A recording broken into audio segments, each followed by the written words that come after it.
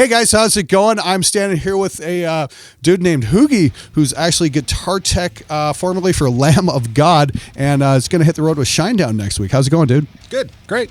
Can't complain. Okay. And I'm actually got Willie Adler's from Lamb of God's guitar with me right now. This is an LTD WA600. Tell me a little bit about it, man.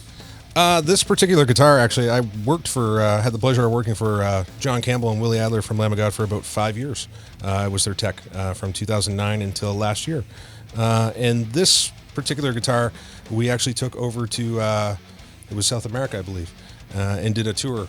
It was prior to him having all his ESP custom signature guitars. We did a run. We didn't want to, we were doing a bunch of fly dates, so flying every day. We didn't want to take one of his nice guitars, so we had ESP basically pimp out one of his lower models. Okay. Put in the nicer pickups, put in the nicer pots. So what kind of pickups you got in here? In this particular guitar, it's a JB and a 59. He's got the Tone Pros on it. Neck through, they upgraded the tuners? The tuners to locking. Are those Spurzels? I believe these ones are. I know on his no, these are just the ESP. Okay. Renamed Spurzels. Okay. So so that's signed by Willie Adler himself. Yeah, I gotta say, I picked this up and I gotta say the setup on this guitar was just unbelievable. Beautifully intonated, great action. Yeah, nice job, man. He on his guitars, he's an SIT guy. SIT Strings, a company I've worked with for a while, obviously. He for his drop D stuff, he was using a basically it was a 10 to 46 set, but we got rid of the 46 and put a 48 on top. Oh, no shit. Wow. And he actually has a signature set with SIT of that set. And then he's got, for the half step down stuff, we've bumped it up to an 11 to 50. So, yeah. Awesome. So, what's next for you? Wednesday, I depart and I head out with Shinedown. We start rehearsals, and it'll be their new record, their 5th record. And is that North American tour? It starts off in North America. There's some USO stuff in September, heading over to Japan, and then, from what I understand, a larger fall tour. So yeah, we'll see where we end up. Okay, awesome.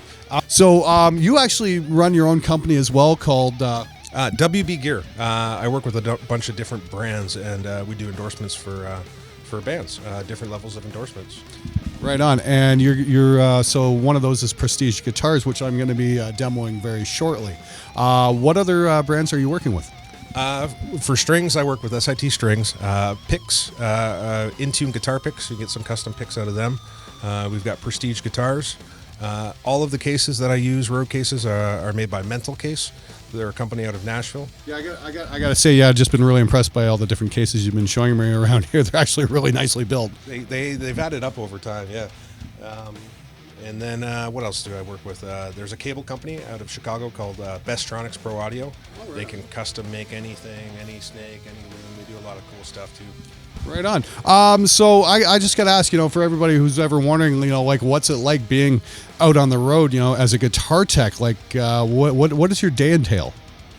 I wake up, I load in the gear, and then I hurry up and wait for sound check. Maybe go get lunch, do a sound check, then I hurry up and wait for a showtime. A lot of, the days can be long depending on where you're at, what venue you're at, where you're at on the bill. If you're headlining, okay. If you're the headliner, you're loading in at 10 in the morning.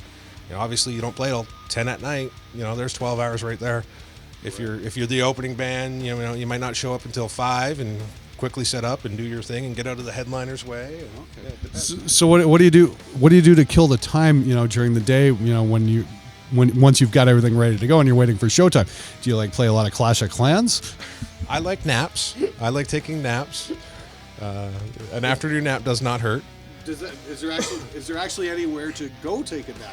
Well, we'll travel in tour buses. Okay. Like Lamb of God, we'll travel in 2 buses. There's a band bus and a crew bus. So okay. I'll be on a bus with 11 other stinky road guys. You can swear on this station, right? Yes, yes. 11 other stinky assholes.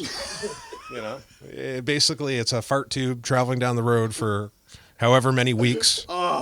Yeah, I know exactly what you mean. The fucking second Woods of Reaper album is like the most. I had that band staying in my studio for 4 days, and it was the most. On day 4, it was the most horrendous stench I'd ever. I find crew guys don't shower either on show days. So if you do like 3 or 4 show days in a row, it tends to the bus tends to really stink until the next day off. TJ had fit right in. But yeah, definitely a lot of gig butt going on. Oh, I'll bet. Fucking right. Okay, so like you can go from anywhere from like a 12 to 14 to an 18-hour day probably then. Yeah, obviously it depends on, what time you're loading in, your schedule from, yeah. It varies day to day, definitely. Now, do you guys like work every day? Do you get a few days off every now and then? Do you like if you're especially on a world tour, do you actually get enough time to actually go see some cool stuff, or are you just there to work? You know what? It depends on the tour. Usually, like Lamb of God was one of those bands that would never take a day off. You'd go out and do 6 shows a week, and then the 7th day you're so tired, you're just hiding in your hotel room and you want to sleep. Especially, living on a bus with X amount of people, right? It's nice to get away and have a little alone time. But, yeah, it varies, Yeah. All right. Okay, well, hey, man, thanks very much for taking the time out. And so this is Hoogie. He's going to be on the road with Shinedown this summer. So if you see him, don't bother him. He's fucking working. Please, don't bother him. Anyway, take it easy, guys.